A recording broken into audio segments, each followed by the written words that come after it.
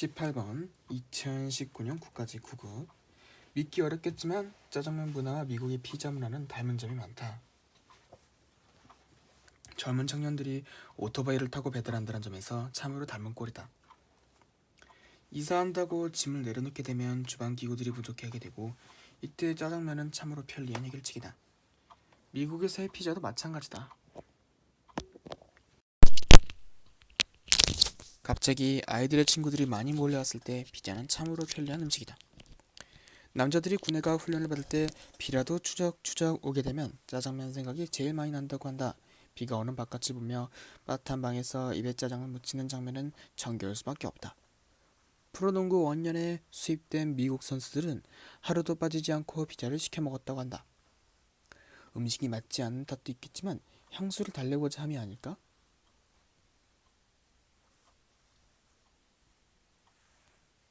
싸게 먹을 수 있는 이국 음식이란 점에서 짜장면과 피자는 특별한 의미를 갖는다. 외식을 하기엔 부담되고 한 번쯤 식단을 바꿔보고 싶을 즈음이면 중국식 짜장면이나 이탈리아식 피자는 한국이나 미국의 서민에겐 안성맞춤이다. 그런데 한국에서나 미국에서나 변화가 생기기 시작했다. 한국에서는 피자 배달이 보편화되기 시작했다. 피자를 간식이 아닌 주식으로 삼고자 하는 아이들도 생겼다. 졸업식을 마치고 중국집으로 향하던 발걸음들이 이제 피자집으로 돌려가졌다. 피자보다 짜장면을 좋아하는 아이들을 찾아보기가 힘들어졌다. 19번. 하나의 개념에 두 개 이상의 단어가 필요한 것은 아니다. 따라서 동의어는 서로 경쟁을 통해 하나가 없어지거나 각기 다른 의미의 영역을 확보하는 등의 다양한 양상을 보인다. 현실 언어에서 동의어로 공존하면서 경쟁을 계속하는 경우가 있으며, 한쪽은 살아남고 다른 쪽은 소멸하는 경우가 있다. 동의 충돌의 결과 의미 영역이 바뀌는 경우도 있다. 이는 의미 축소, 의미 확대, 의미 교체 등으로 구분된다. 20번. 20세기 들어서 생태학자들은 지속성 농약이 자연 생태계에 어떤 악영향을 미치는지를 밝힐 수 있었다. 예컨대 제2차 세계대전 이후 전 세계에서 해충 구제용으로 널리 사용됨으로써 농업 생산량 향상에 커다란 기여를 한 DDT는 유기염소계 살충제의 대명사이다. 그렇지만 이 유기염소계 살충제는 물에 잘 녹지 않고 자연에서 햇빛에 의한 광분해나 미생물에 의한 생물학적 분해가 거의 이루어지지 않는다. 그래서 DDT는 토양이나 물속의 퇴적물 속에서 수십 년간 축적된다. 게다가 DDT는 지방에는 잘 녹아서 먹이사슬을 거치는 동안 지방 함량이 높은 동물 체내에 그 농도가 높아진다. 이렇듯 많은 양의 유기염소계 살충제를 체내에 축적하게 된 맹금류는 물질 대사에 장애를 일으켜서 껍질이 매우 얇은 알을 낳기 때문에 포란 중에 대부분의 알이 깨져버려 멸종의 길을 걷게 된다. DDT는 쉽게 분해되지 않기 때문에 한번 뿌려진 DDT는 물과 공기, 생물체 등의 매개로 세계 전역으로 퍼질 수 있다. 그래서 DDT에 한 번도 노출된 적이 없는 알래스카 지방의 에스키모 산모의 젖에서도 DDT가 검출되었고, 남극 지방의 펭귄 몸속에서도 DDT가 발견되었다. 이러한 생물 농축과 잔존성의 특성이 밝혀짐으로써 미국에서는 1972년부터 DDT 생산이 전면 중단되었고, 1980년대에 이르러서는 유기염소계 농약의 사용이 대부분 금지되었다. 이와 같이 DDT의 생물 농축 현상에서처럼 생태학자들은 한 생물종에 미치는 오염의 영향이 오랫동안 누적되면 전체 생태계를 훼손시킬 수 있다는 사실을 발견하였다. 그래서인지 최근 우리나라에서도 소한 화염경 오염 행위가 장차 어떠한 재앙을 몰고 올 수 있는지에 대한 연구가 활발히 이루어지고 있다.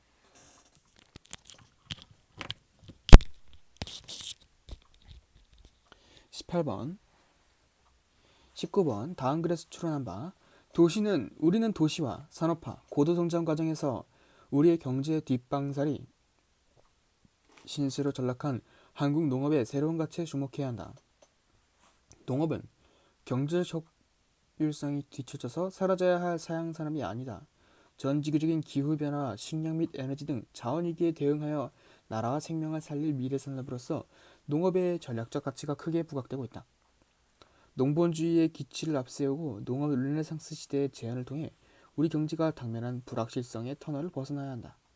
우리는 왜 이런 주장을 하는가? 농업은 자원순환적이고 환경친화적인 산업이기 때문이다.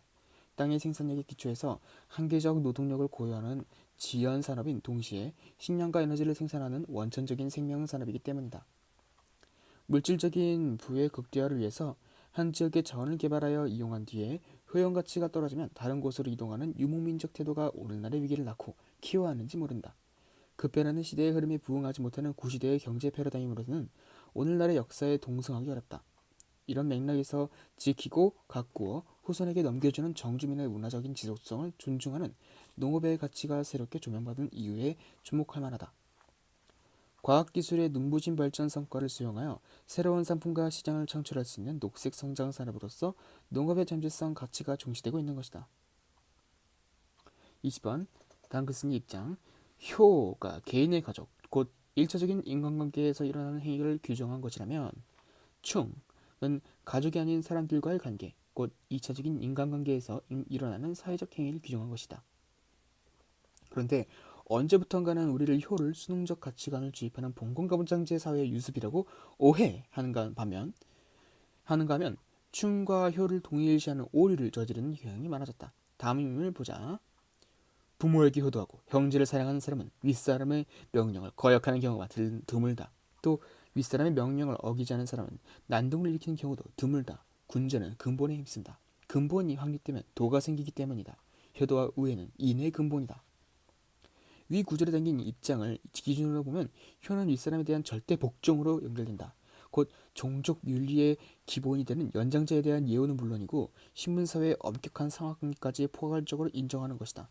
하지만 이 구절만은 근거로 효를 복종의 윤리라고 보는 것은 성급한 판단이다. 왜냐하면 원래부터 효란 가족 윤리 또는 종족 윤리로서 사회 윤리였던 충보다 우선시되었을 뿐만 아니라 유교의 기본 입장은 설사 부모의 명령이라 하더라도 옳고 그름을 가리지 않고는 맹목적인 복종은 그 자체로 불효라고 보았기 때문이다. 유교에서는 부모와 자식의 관계가 자연에 의해서 결정된다고 한다. 이 때문에 부모와 자식의 관계는 인위적으로 끊을 수 없다고 본다. 이에 비해 임금과 신하의 관계는 동등의 목표를 위한 관계로서 의리에 의해서 맺어진 관계로 본다. 의리가 맞지 않는다면 언제라도 끊을 수 있다고 생각하는 것이다. 18번 성현의 경전을 읽고 자기를 돌이켜보아서는 환히 이해되지 않는 것이 있거든. 모름지기 성현이 준 가르침이란 반드시 사람이 알 수 있고 행할 수도 있는 것에 대하여 말한 것임을 생각하라. 성현의 말과 나의 속인이 다르다면 이것은 내가 힘쓴 노력이 철저하지 못한 까닭이다.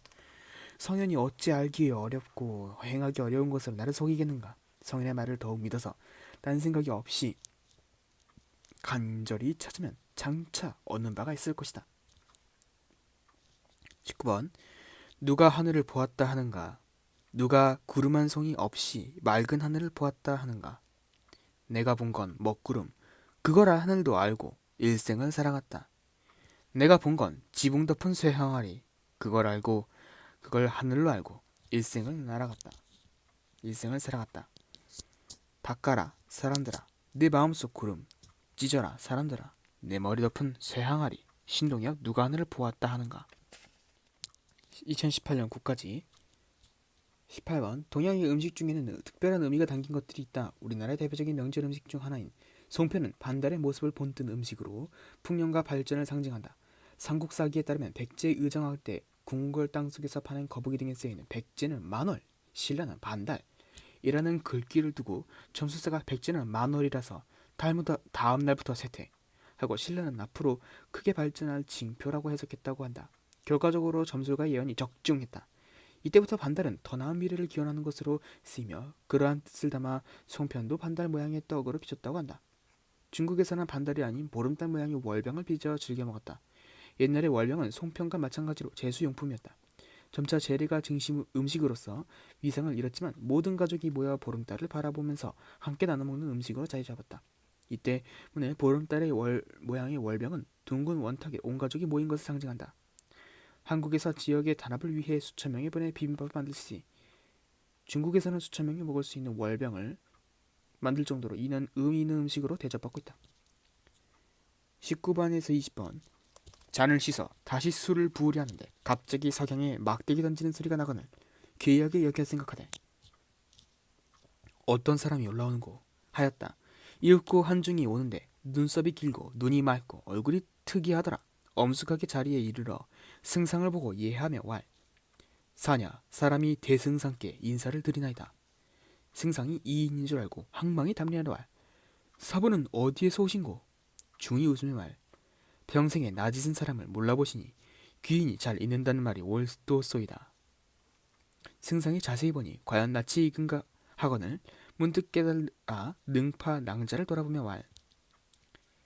소유가 전에 토번을 정벌할 때 꿈에 동정용궁이 가서 잔치하고 돌아오는 길에 남학에 가서 놀았는데 한 화상이 법자에 앉아서 불경을 강론하더니 노부께서 바로 그 노화상이냐? 중이 박장대소하고 말하되 옳다 옳다 비록 옳지만 꿈속에서 잠깐 만나본 일은 생각하고 10년을 같이 살던 일은 알지 못하니 누가 양장헌을 총명하다 하더뇨. 승상이 어리둥절하여 말하되 소유가 16살 전에는 부모 세를 떠나지 않았고 16에 급제하여 줄곧 벼슬을 하였으니 동으로 영국에 사신을 갖고 서로 토번을 정벌한 것 외에는 일찍이 서울을 떠나지 않았으니 언제 사부와 10년을 함께 살았으리요. 중이 웃으며 말. 상공이 아직 촌몽에서 깨어나지 못하였소이다. 승상이 말. 사부는 어떻게 하면 소유를 춘몽에게 깨게 하리오. 중이 말. 어렵지 않으니이다. 하고 손 가운데 돌지팡이를 들어 난간을 두어 번 치니 갑자기 사방 산골짜기에서 구름이 일어나 누대 위에 쌓여 지척을 분별하지 못했다. 승상이 정신이 아득하여 마치 꿈에 취한 듯 하더니 한참 만에 소리질러 말하되 사부는 어찌 소유를 정도로 인도하지 않고 환술로 희롱하나뇨. 대답을 듣기도 전에 구름이 날아가니 중은 간 곳이 없고 좌우를 돌아보니 8낭자 또한 간 곳이 없는지라. 김만중 구운모 18번 덕기는 분명히 조부의 이런 목소리를 들을 법하다. 꿈이 아니었던가 하며 소스라쳐 깨어 눈을 떠보니 머리맡창에 볕이 쨍쨍하게 비친 것이 어느덧 저녁때가 된 것 같다. 벌써 새로 3시가 넘었다. 아침 먹고 나오는 길로 따뜻한 데 누워있으니까 잠이 폭폭 왔던 것이다. 어쨌든 머리를 쳐더니 인지는 거뜬하고 몸도 풀린 것 같다. 내쳐도 먹으라고 하였더만 모레는 너도 들을 테냐? 들면 무엇을 하냐마는 조부의 못마땅해 하는 어떻게 들으면 말을 만들어 보려고 치고씩 비꼬는 강강한 어투가 더 들린다. 덕기는 부친이 왔나 보다 하고 가만히 유리구멍으로 내려다보았다. 수달빛 글쓸 된 검정 외투를 입은 홀쭉한 뒷모양이 뜰을 격하며 텐마루 앞에 모이고 조부는 창을 열고 내다보고 앉았다. 덕기는 일어서려다가 조부가 문을 닫는 뒤에 나가래라 하고 주저앉아 짰다. 저야 오지요마는 덕기는 붙으실 게 무엇 있습니까? 공부하는 일은 그보다 더한 일이 있더라도 날짜를 대서 하루밥이 보내줘야지요. 이것은 부친의 목소리다. 부친은 가냘프고 신경질적인 체격 보아서는 목소리라든지 느리게 하는 어조가 퍽 딴판인 인상을 주는 것이었다. 염상사 3대 19. 대꾸의 기법을 사용할 것. 삶에 대한 통찰을 우의적으로 표현할 것. 20. 다음 글에서 알 수 없는 것은 소설의 출현은 사적 생활이라는 개념의 출현과 밀접한 관련이 있다. 왜냐하면 소설 읽기와 쓰기에 있어 사적 생활은 필수적인 까닭이다. 어쩌면 사적 생산과 소비 형태 탓에 사생활은 소설이라는 장르의 태동 때부터 소설의 중심 주제였는지도 모른다. 혹은 이와는 반대로 사적 경험이라는 비교적 새로운 개념을 탐색해야 할 필요 탓에 소설이 생긴 것인지도 모른다. 사적 공간은 개인, 가족, 친구, 그리고 자기 자신 등과의 교류에 필요한 은밀한 공간이 실제 생활 속에 구현되도록 도왔다.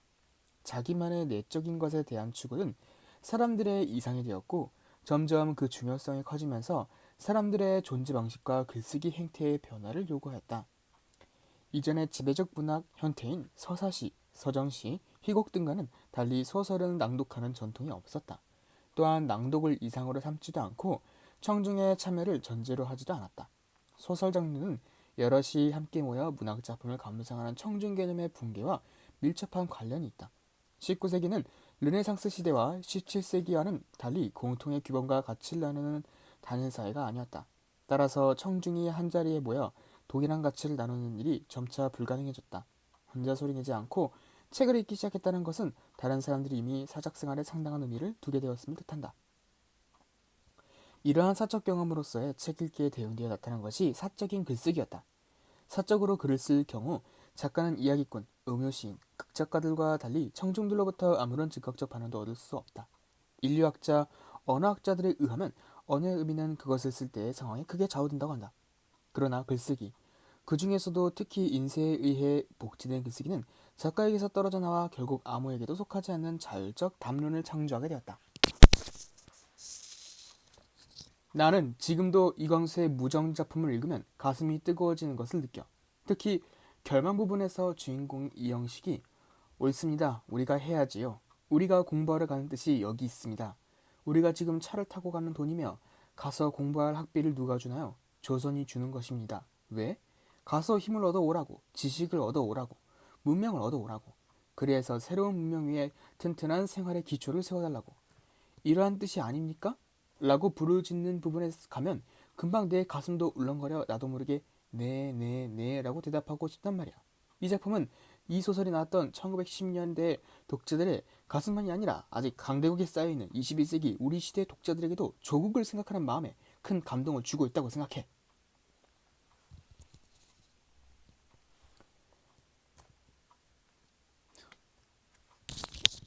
내용의 전개에 대해 따라 바르게 배열한 것. 가. 사물은 저것 아닌 것이 없고 또 이것 아닌 것이 없다. 이쪽에서 보면 모두가 저것, 저쪽에서 보면 모두가 이것이다. 나. 그러므로 저것은 이것에서 생겨나고 이것 또한 저것에서 비롯된다고 한다.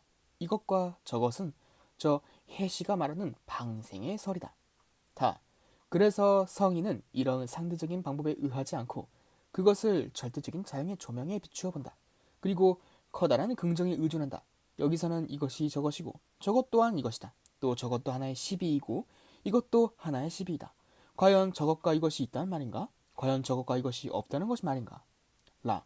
그러나 즉 해시도 말하듯이 삶이 있으면 반드시 죽음이 있고 죽음이 있다면 반드시 삶이 있다.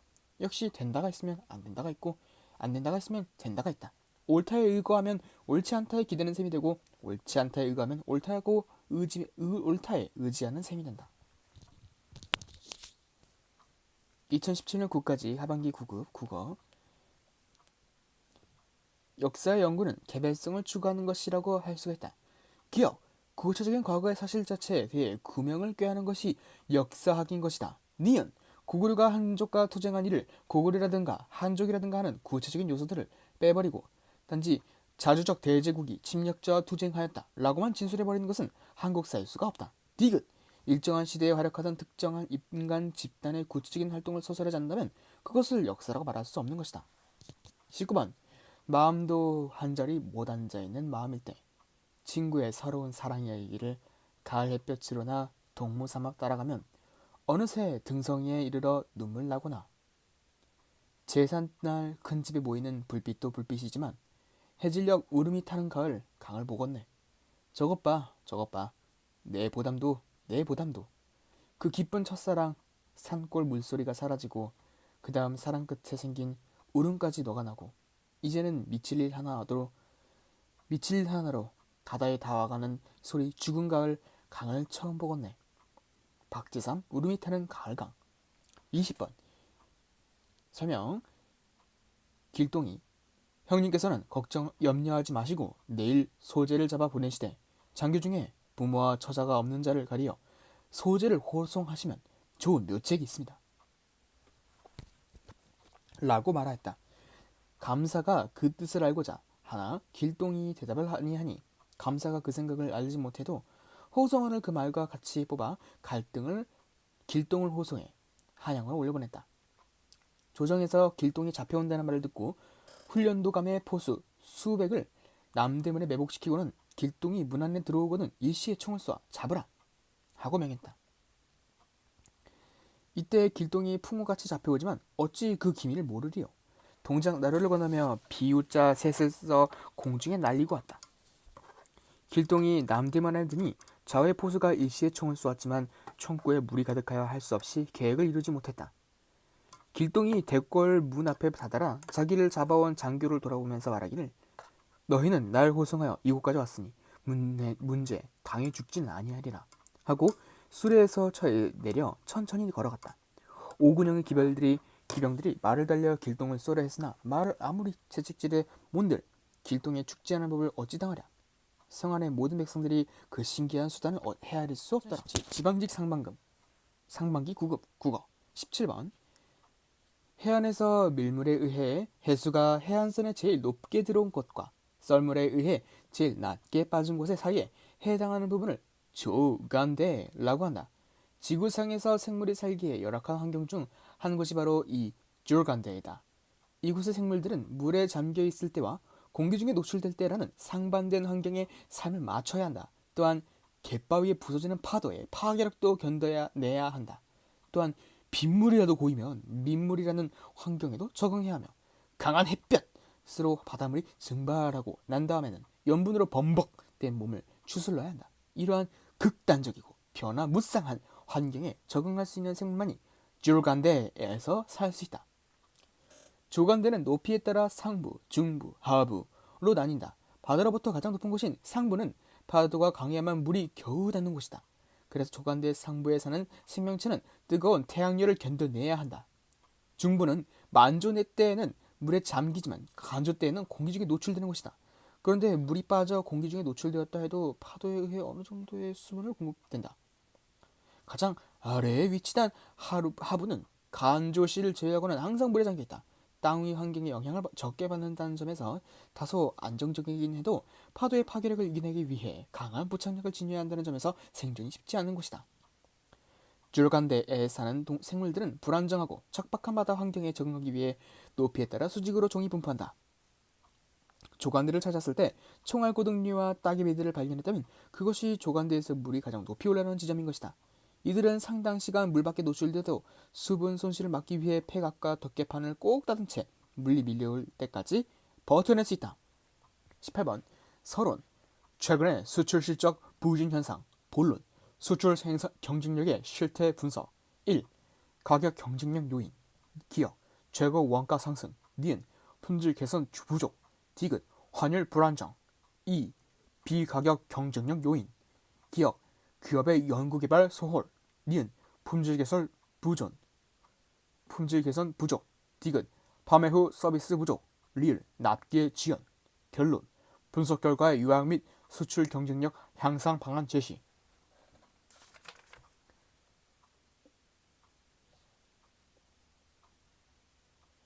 19번 그쪽에서 물건 하나를 맡아주셨으면 해요. 그건 우리 할머니의 유품이에요.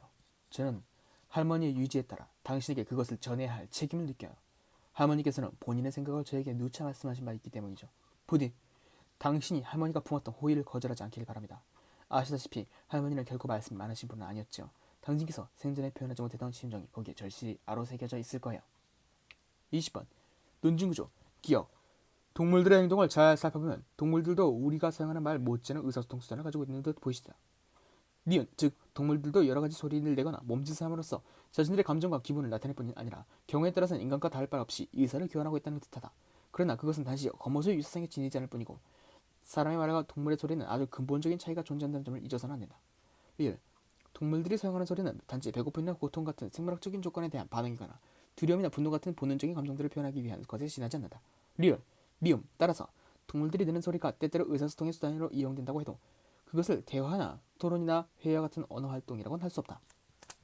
2017년 지방직 하반기 9급 국어 18번 르네상스 일의 화가들은 자신의 그림이 세상을 향한 창처럼 보이길 바랐다. 그리하여 그림의 장면이나 조절을 하나의 고정된 시점에서 본 것처럼 그렸으며 이러한 환영을 더욱 심화하기 위해 공근법적인 형태의 묘사를 택했다. 그러나 1907년부터 피카소와 브라크는 전통적인 원급법의 관리를 버리고 리얼리티를 묘사하기 위한 새로운 방식을 실현하기 시작했다. 정물화에서 그들은 눈이 카메라 렌즈처럼 하나의 시점으로 세상을 인식한다는 기존의 믿음에 도전하게 하여 뇌가 어떻게 다양한 시점과 연속적인 시간에 걸친 시각적인 정보를 점진적으로 축적해 나가는지를 보여주고자 했다. 피카소와 브라크의 혁명적인 그림은 과거의 어떤 그림과도 완전히 다르게 보였지만 두 화가는 모두 세잔의 작업 방식에서 영향을 받았다.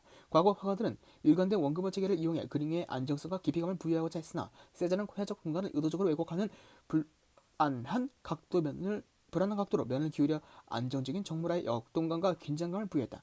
그는 정물의 적절한 위치를 찾기 위해 고심하며 매우 조심스럽게 화면을 구성했다. 다양한 각도와 시점을 미묘하게 결합하여 세심하게 배열한 정물에 더욱 완벽한 시점을 부여하고자 노력했다. 세잔은 죽은 뒤 1년 후 파리에 설린 세잔의 대규모 해주고자는 피카소와 브라크에 커다란 영향을 끼쳤으며 피카소와 브라크는 즉각 세잔의 발상을 투입하여 초기 입체주의 회화로 발전시켰다. 이들은 초기 정물화의 동시적인 시점의 결합 가능성을 지속적으로 시험했다. 피카소와 브라크는 사물의 형태를 판단할 때까지 왜곡했으며 그림을 그리는 동안 정물의 주위를 걸어다니며 각 단계의 다양한 세부상을 관찰하는 것 같은 인상을 만들어냈다. 결과적으로 이들의 그림은 시간과 공간에 따른 움직임의 감각을 만들어냈다.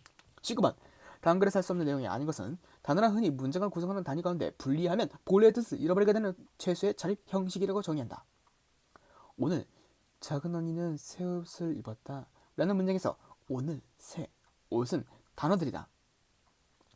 작은 언니는 작은과 언니로 분리할 수는 있지만 이렇게 분리하면 본래의 뜻과는 다른 뜻이 되기 때문에 작은 언니는 한 단어이다.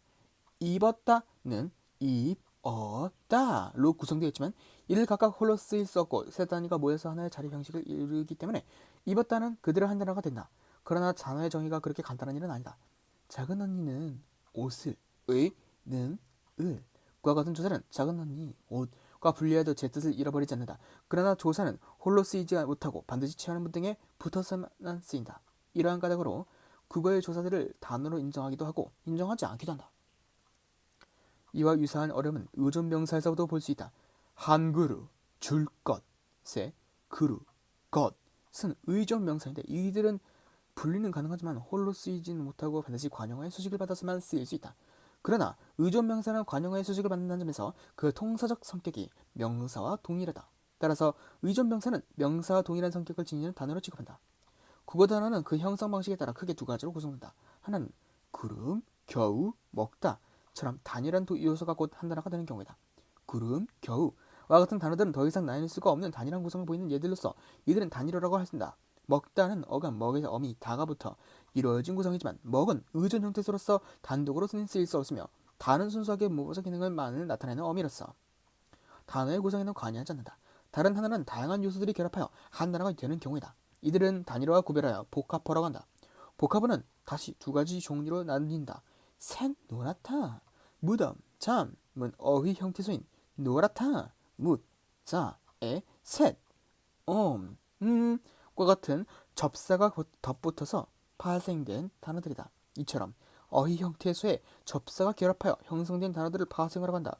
손목, 고무신, 빛나다, 날짐승과 같은 단어는 각각 손목, 고무신, 빛나다, 날짐승으로 분석된다. 이들은 각각 어근인 어휘를 형태소끼리 결합하여 한 단어가 되는 경우로 이를 합성어라고 한다. 20번. 사람들은 아버지를 난쟁이라고 불렀다. 사람들은 옳게 보았다. 아버지는 난쟁이였다. 불행하게도 사람들은 아버지를 보는 것 하나만 옳았다. 그 밖의 것들은 하나도 옳지 않았다. 나는 아버지, 어머니, 영호, 영희 그리고 나를 포함한 5 식구의 모든 것을 걸고 그들이 옳지 않다는 것을 언제나 말할 수 있다. 나의 모든 것이라는 표현에서는 5 식구의 목숨이 포함되어 있다. 천국에 사는 사람들은 지옥을 생각할 필요가 없다. 그러나 우리 5 식구는 지옥에 살면서 천국을 생각했다. 단 하루라도 천국을 생각해보지 않은 날이 없다. 하루하루의 생활이 지겨웠기 때문이다. 니은, 우리의 생활은 전쟁과 같았다. 우리는 그 전쟁에서 날마다 지기만 했다. 그런데도 어머니는 모든 것을 잘 참았다. 그러나 그날 아침 일만은 참기 어려웠던 것 같다. 통장이 이걸 가져왔어요. 내가 말했다. 어머니는 조각마루 끝에 앉아 아침 식사를 하고 있었다. 그게 뭐냐? 철거 개고장이에요. 기어코 왔구나. 어머니가 말했다. 그러니까 집을 헐라는 거지? 우리가 꼭 받아야 할 것 중에 하나가 이제 나온 셈이구나. 어머니는 식사를 중단했다. 나는 어머니의 밥상을 내려다보았다. 보리밥에 까만 된장, 그리고 시든 고추 2어기와 조린 감자. 나는 어머니를 위해 철거 개고장을 천천히 읽었다. 중략. 어머니는 조각마루 끝에 앉아 말이 없었다. 디귿. 벽돌 공장의 높은 굴뚝 그림자가 시멘트 담에 꺾어지며 좁은 마당을 덮었다. 동네 사람들이 골목으로 나와 뭐라고 소리치고 있었다. 통장은 그들 사이를 비집고 나와 방죽 쪽으로 걸음을 옮겼다. 어머니는 식사를 끝내자는 밥상을 들고 부엌으로 들어갔다. 어머니는 두 무릎을 고추 세우고 앉았다. 그리고 손을 들어 부엌 바닥을 한번 치고 가슴을 한번 쳤다. 나는 동사무소로 갔다. 행복동 주민들이 잔뜩 몰려들어 자기 의견들을 큰 소리로 말하고 있었다. 들을 사람은 2-3밖에 안 되는데 수십 명이 거의 동시에 떠들어대고 있었다. 쓸데없는 짓이었다. 떠든다고 해결될 문제는 아니었다. 나는 바깥 게시판에 적혀있는 공고문을 읽었다. 거기에는 아파트 입주 절차와 아파트 입주를 포기할 경우 탈 수 있는 아주 이주 보조금 액수 등이 적혀있었다. 동사무소 주인은 시장 바닥과 같았다. 조세희, 난쟁이가 쏘아올린 작은 공. 8번. 2017년 서울시 국어 의문현상은 변동의 양상에 따라 크게 5가지로 구분된다. 다음 중 의문현상의 유형의 나머지 셋과 가장 다른 하나는? 기억, 대치, 한 음소가 다른 음소로 바뀌는 음운 현상.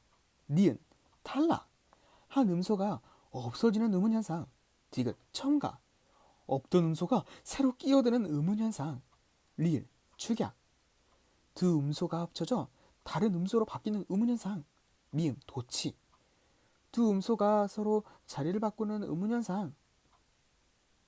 19번 문맥상 다음 기억에 들어갈 문장으로 가장 적절한 것은? 인간의 역사가 발전과 변화의 가능성을 내포하고 있는 반면 자연사는 무한한 반복 속에서 반복을 반복할 뿐이다. 그런데 마르크스는 1843년에 경제학 철학 수고의 말미에 역사는 인간의 진정한 자연사이다 라고 적은 바 있다. 또한 인간의 활동에 대립과 통일이 있듯이 자연의 내부에서도 대립과 통일은 존재한다. 기억, 마르크스의 진의 또한 인간의 역사와 자연사의 변증법적 지형과 이러한 합의를 지향했다는 것에 있을 것이다. 20번 내용으로 가장 적절한 거. 재작년이던가 여름날에 쓰던 일이다. 날씨가 화창하여 밀린 빨래를 해치웠었다. 성미가 비교적 급한 나는 빨래를 하더라도 그날로 풀을 먹여 다려야지. 그렇지 않으면 찜찜해서 심기가 홀가분하지 않다. 그날도 여름 옷가지를 빨아 나르고 나서 노곤해진 몸으로 마루에 누워 쉬려던 참이었다. 팔베개를 하고 누워서 석가의 끝에 열린 하늘을 무심히 바라보고 있었다. 그러다가 모로 돌아누워 산봉우리에 눈을 주었다. 갑자기 산이 달리 보였다. 하, 이것 봐라 하고 나는 벌떡 일어나 이번에는 가랑이 사이로 산을 내다보았다. 우리들이 어린 시절 동무들과 어울려 놀이를 하던 그런 모습으로. 2016년 국가직 9급 국어. 다음 글이 독자에게 웃음을 유발한 이유. 18번 개의 몸에 기생하는 진드기가 있다. 미친듯이 제 몸을 긁어대는 개를 붙잡아서 털썩을 헤쳐보라. 진드기는 머리에 개를 11살에 팠고 피를 빨아먹고 산다. 머리와 가슴이 붙어있는데 어디까지가 배인지 꼬리인지도 분명치 않다. 수컷의 몸 길이는 2.5mm, 암컷은 7.5mm쯤으로 핀셋으로 살살 집어내지 않으면 몸이 끊어져 버린다. 한 번 박은 진드기의 머리는 돌아 나올 줄 모른다. 죽어도 안으로 파고들다가 죽는다. 나는 그 광경을 몰두라고 부르려 한다. 성석재 몰두 중에서. 19번 서술자에 대한 설명. 그들은 여전히 이야기를 계속하고 있다. 그래, 촌에 들어가면 위험하진 않은가요? 조선에 처음 간다는 시골자가 또다시 입을 열었다. 뭘요? 어디 가든지 조금도 염려 없애다. 생번이라 해도 요보는 온순한 데다가 가는 곳마다 순서요 헌병인데 손 하나 꼼짝할 수 있나요? 그걸 안 보면 되라우치상이 참 손하기 힘도 세지만 인물은 인물이야. 매우 강력한 모양이다. 그래, 촌에 들어가서 할 게 뭐예요? 할 것이야 많지요. 어디에 가기로 굶어 죽을 염려는 없지만 요새 돈 모을 것이 또 하나 있죠. 자본 없이 힘 안 들고. 표독한 위인이 충동이는 수작이다. 중략. 나는 여기까지 듣고 깜짝 놀랐다. 그 불쌍한 조선 노동자들이 속아서 지상의 지옥 같은 일본 각지의 공장과 광선으로 몸이 팔려가는 것이 모두 이런 도적놈 같은 협잡 불황배의 술중에 빠져서 속아 넘어가는구나 하는 생각을 하며 나는 다시 한번 그자의 상판대기를 치워다보지 않을 수가 없었다. 염상섭 만세전 중에서.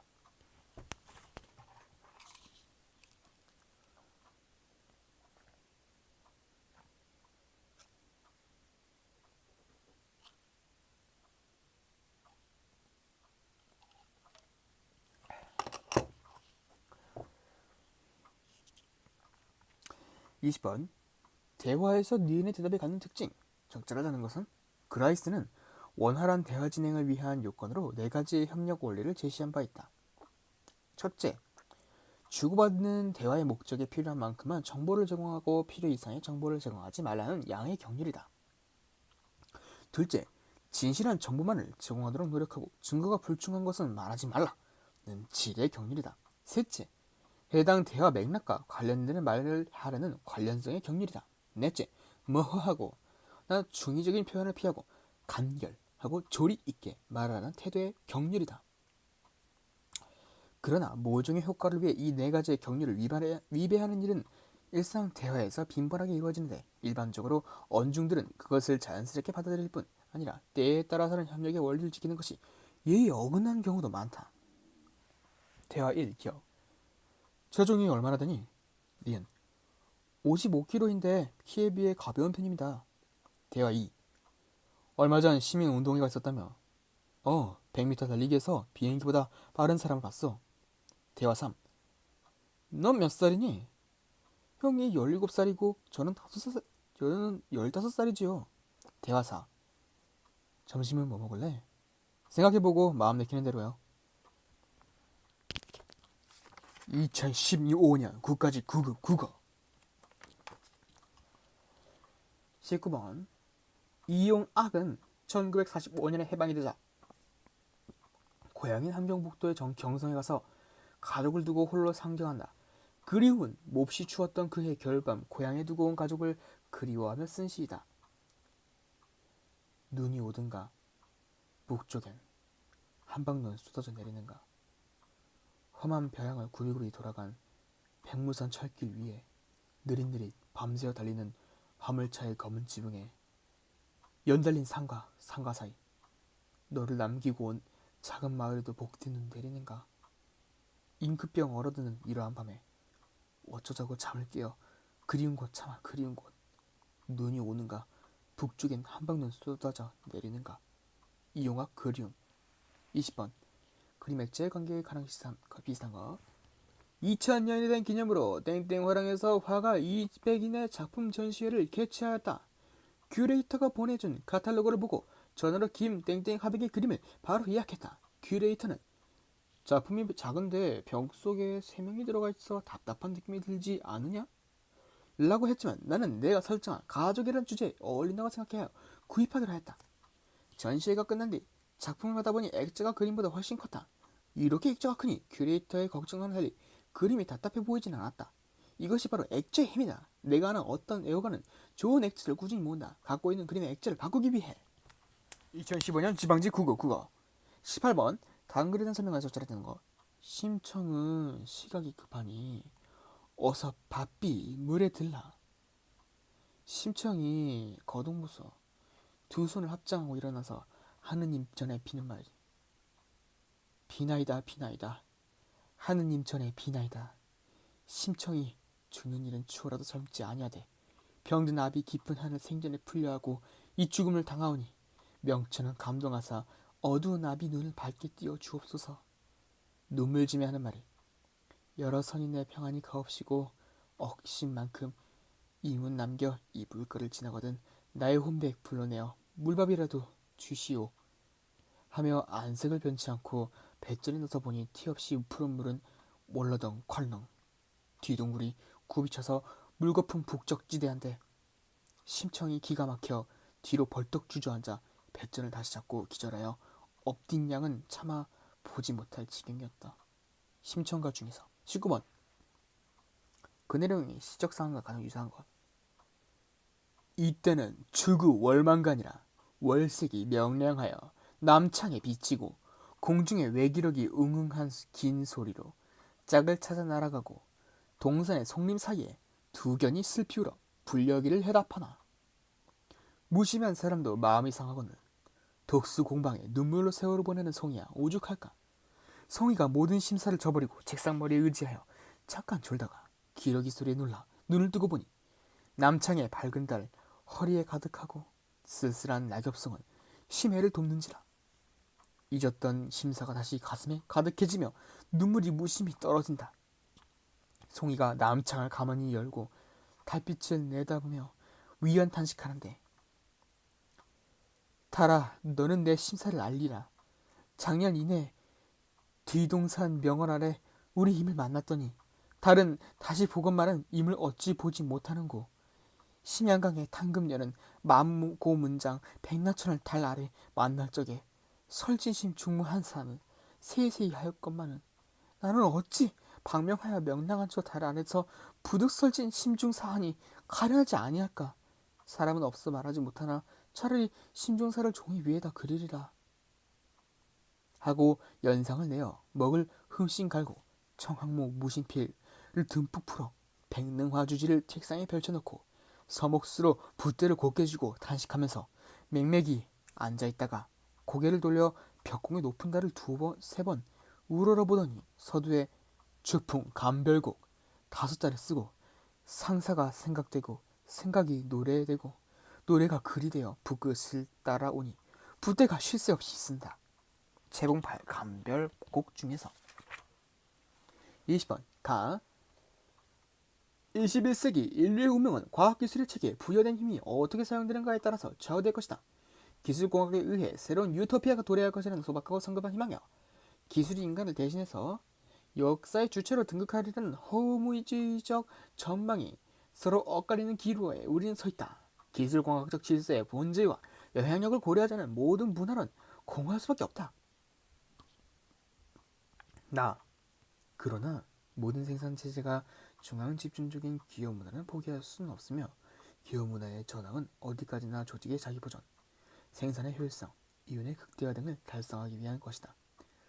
또 무엇보다 기업 내부의 문화적 전환을 떠나서 환경이나 자원, 에너지 등의 범한을 떠나 범사회적인 문제들이 심각해질수록 사람들은 기술공학의 마술적 힘에 매달리고 그러한 위기들을 중앙집중적 권력에 의해 효과적으로 통제, 관리하는 기술사회에 대한 유혹을 강하게 느낄 것이다. 기술적 질서는 자연은 물론 인간들의 삶의 방식에도 심층적인 변화를 초래했다. 관리사회로의 이행과 노동과정의 자동화 등은 사회공학적 기술이 정치 부분과 생산에 적용된 대표적인 사례들이다. 물론 기술사회가 반드시 획기화된 관리사회나 중앙집권적 기업 문화로만 대표되지는 않는다. 소프트웨어 중심의 컴퓨터 산업이나 초전도체 산업 등 고도기술의 사회의 일부 산업의 분야는 중앙집권적 기업 문화를 지향하고 자율성과 개방성을 특징으로 지니는 유연한 체제를 채택할 것이라는 견해가 상당히 유력하다. 생활세계의 질서를 좌우하고 경제적 행위의 목적으로 자리잡은 기술은 더 이상 상품의 부가가치를 높여주는 생산수단만으로 이해되지 않는다. 기술의 체계는 이제 여러 연관된 기술과 기술적 지식들에 의해서 구성된 유기적인 앙상블로 기능하는 것이다. 기술은 그 자체의 질서와 역동성을 지니는 체계이며 유사주체로서의 양상을 보이기 때문이다. 2015년 서울시 9급 19번 털을 뽑아 신을 삼는다. 2014년 국가시 9급 국어. 다음 작품이 지닌 특징: 새끼오리도 헌신작도 소똥도 갈신창도 개니빠디도 너울쪽도 직건불도 가랑잎도 머리카락도 헝겊조각도 막대꼬치도 기왓장도 닭의깃도 개터럭도 타는 모닥불 애당도 재당도 초시도 문장 늙은이도 더부다살이 아이도 새사이도 갓사돈도 나그네도 주인도 할아버지도 손자도 붓장수도 땜장이도 큰 개도 강아지도 모두 모닥불을 쪼인다. 모닥불은 어려서 우리 할아버지가 어미아비 없는 서러운 나리로 아이로 불쌍하니도 몽동바리가 된 슬픈 역사가 있다. 백석 모닥불. 19번 여러분은 지금부터 제 질문에 받아들일 만하다 와 불공정하다 이 두 가지 답 중 하나만 선택할 수 있습니다. 첫 번째 질문은 다음에 관한 내용입니다. 어떤 자동차가 매우 잘 팔려서 물량이 부족한 상황입니다. 이에 한 자동차 대리점은 지금까지와는 달리 상품 안내서에 표시된 가격에 20만 원을 덧붙여서 팔기로 했습니다. 자동차 대리점은 결정은 받아들일 만한 것일까요? 아니면 불공정한 것일까요? 두 번째 질문은 다음과 같습니다. 어떤 자동차가 매우 잘 팔려서 물량이 부족한 상황입니다. 20만 원 할인된 가격으로 차를 팔았던 한 자동차 대리점이 할인을 중단하고 원래 가격대로 팔기로 했습니다. 이러한 결정은 받아들일 만한 것일까요? 아니면 불공정한 것일까요? 실제로 캐나다에서 130명을 상대로 이러한 질문을 했습니다. 그 결과에 따르면 첫 번째 질문에 불공정하다 답한 응답자는 72%에 반면 두 번째 질문에 불공정하다고 답한 응한자는 42%에 불과합니다. 두 경우 모두 가격을 20만 원 올렸는데 이러한 차이가 발생한 이유는 무엇일까요? 이에 대해 노벨 경제학상 받은 데니얼 카너먼은 가격을 올리는 방식에 대해 정반대의 생각을 하기 때문이라고 했습니다. 기존의 가격에서 인상하는 것은 손해로, 할인을 없애는 것은 이득을 볼 기회를 잃어버리는 것으로 여긴다는 것입니다.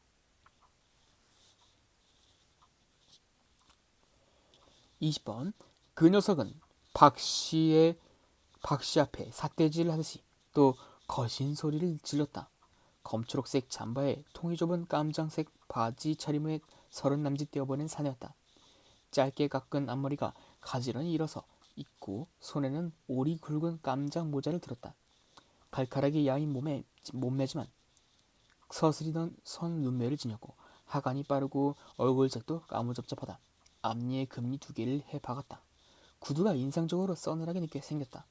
구두방에 진열되어 있는 구두는 구두에 불과하지만 일단 사람의 발에 신기면 구두도 그 주인의 위인과 더불어 주인을 닮아가게 마련이다. 끝이 뾰족하고 반들반들 윤기를 내고 있다. 해프고 사근사근하고 무르고 게다가 병역기 피자인 박씨는 대번에 거칠은 얼굴이 되었다. 처음부터 나오는 것이 예사 손님 같지는 않다. 글쎄 앉으십시오. 빨리 해드릴 테니. 얼마나 빨리 돼요? 몇 분에 할 수 있어? 이 양반이 참 급하기도. 뭐, 이 양반? 어디다 대고 반말이야. 말 조심해. 앉았던 손님 두엇이 거울 속에서 힐끗 쳐다보았다. 그리고 거울 속에서 눈길이 부딪힐 듯하자 급하게 외면을 하였다. 세발대의 두 소년도 우르르 머리들의 이편으로 내밀고 구경을 하고 손이 빈 민씨와 김씨도 구석 쪽 빈 이발 의자에 앉아 묵은 식물을 보다가 말고 몸체만을 엉거주춤이 돌렸다. 이호철 1965년 어느 이발소에서 중에서 2019년 국가직 9급 11번 국어의 높임법에는 말하는 이가 듣는 이에 대하여 높이거나 낮추어 말하는 상대 높임법, 서술의 주체를 높이는 주체 높임법, 서술의 객체를 높이는 객체 높임법 등이 있다. 이러한 높임 표현은 한 문장에서 복합적으로 실현되기도 하는데 거래의 경우 대화의 상대, 서술의 주체, 서술의 객체를 모두 높인 표현이다. 12번 가리워진 안개를 걷게 하라. 국경이며 답이며 어용하게 울타리며 쭉 가래 밀어 바다로 몰아넣어라. 하여 하늘을 흐르는 날새처럼 한 세상 한 바람 한 햇빛 속에 만 가지와 만 노래를 한 가지로 흐르게 하라. 보다 큰 집단은 보다 큰 체계를 건축하고 보다 큰 체계는 보다 큰 악을 양조한다. 조직은 형식을 강요하고 형식은 위조품을 모집한다. 하여 전통은 궁궐 안에 상등이 되고 조작된 권위는 주의를 침식한다. 국경이며 탑이며 일만여 울타리며 쭉 가르로 밀어 바다로 몰아넣어라. 신동엽 이야기하는 장기권에 대체해서 13번 이때 춘향이는 사랑이 오는지 분노가 오는지 모르고 주야로도 어느 눈에 생각하여 오는데 생각지 못할 무한을 당하려 하니 소리가 화평할 수 있겠는가. 한때나마 빈방살이 할 계집아이라 목소리에 청승이 끼어 자연히 슬픈 애원성이 되니 보고 듣는 사람의 심장인들 안이 상할 것인가. 임 그리워 서러운 마음 밥맛 없어 밥 못 먹고 불안한 잠자리에 잠도 못 자고 도련님 생각으로 상처가 쌓여 피골이 상접하고 양기가 쇠진하여 진양조 울음이 되어 노래를 부른다. 갈까보다 할까보다 임을 따라갈까보다 천리라도 갈까보다 말리라도 갈까보다 바람도 쉬어넘고 수진이 날지니 해동청 보람에도 쉬어넘는 높은 고개의 동선령 고개라도 이미와 날 찾으면 신발 벗어 손에 들고 안이 쉬고 달려가리. 한양계신 우리 난군 나와 같이 그리워하는가. 무정하여 아주 있고 나의 사랑을 옮겨다가 다른 님을 사랑하는가. 이렇게 한참을 서로 끼울 때 사령등이 춘향이의 슬픈 목소리를 들으니 목석이라도 어찌 감동을 받지 않겠는가. 봄는 녹듯 온몸에 맥이 탁 풀렸다. 착잠이상 춘향정에서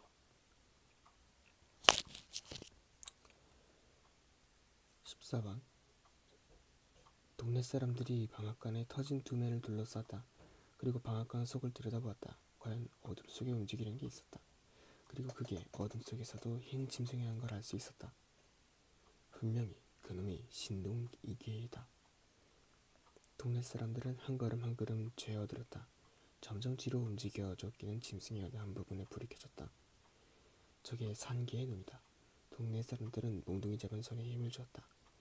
이 속에서 갓난이 할아버지도 몽둥이 잡은 손에 힘을 주었다. 한 걸음 더 죄어들었다. 눈앞에 새파란 불이 빠져나갈 틈이 엿보듯이 휙 한 바퀴 돌았다. 별나게 새파란 불이었다. 문득 갓난이 할아버지는 이런 새파란 불이란 눈앞에 있는 산둥이 개 신동이의 한 마리의 몸에서 나오는 것이 아니고 여럿의 몸에서 나오는 것이 합쳐진 것이라는 생각이 들었다.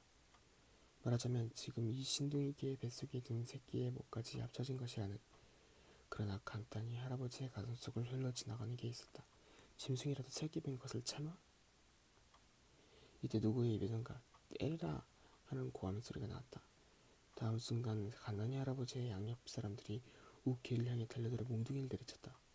그와 동시에 가난이 할아버지는 푸른 불꽃이 자기 다리 곁에 빠져나가는 것을 느꼈다. 뒤에 누구의 입에선가 누가 빈틈을 냈어? 하는 흥분에 찬 목소리가 들렸다. 그리고 저마다 거 누구야? 거 누구야? 하고 못마땅한 말소리 속에 가난이 할아버지 턱 밑으로 튀면 얼굴이 있어. 아지만 왜 다래? 하는 것은 동작내 절가였다. 황순한 목너미의 마을 기슭에서 15번 가 찬성공 형제께서 정경 부인의 상을 당하였다. 부윤공의 부인 이씨가 우연히 업문 소설을 읽다가 그 소리가 밖으로 들렸다. 찬성공이 기뻐하지 않으며 제수를 계단 아래에 서게 하고 부녀자의 무식을 심하게 책망할 필요는 없지만 어찌 상중에 있으면서 예의에 어긋난 책을 소리에 내어 읽어서 스스로 평민과 같아지를 할 수 있는가 하고 꾸짖었다. 나 전기수 늙은이가 동문 밖에 살면서 입으로 어문소설을 읽었는데 숙향전, 소대성전, 심정전, 서인기전 과 같은 전이기 소설이었다.